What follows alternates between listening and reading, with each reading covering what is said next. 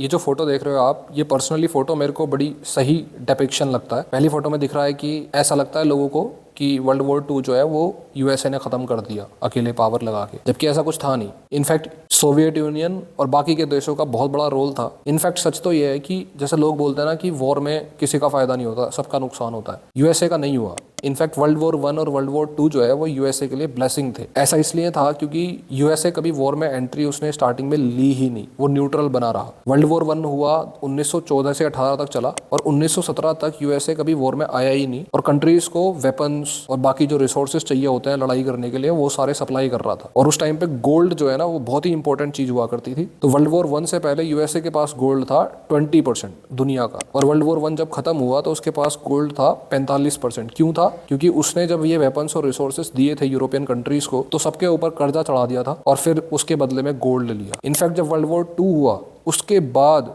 USA के पास जो gold था टोटल वो 80% था पूरी दुनिया का। इंडिया पे इस टाइम पे कुछ 600-700 टन होगा। और दोनों वॉर में यूरोपियन कंट्रीज जो हैं, ब्रिटिशर्स और ये सब, इन्होंने ही मोस्टली यूएसए को पे किया। तो जैसे ब्रिटिशर्स ने इंडिया को लूटा तो वो पैसा ब्रिटिशर्स के पास पहुंच गया, लेकिन आज ब्रिटिशर्स के पास नहीं है। यूके की इकोनॉमी तो आजकल बड़ी क्राइसिस में रहती है, वो यूएसए को पहुंच गया इनडायरेक्टली।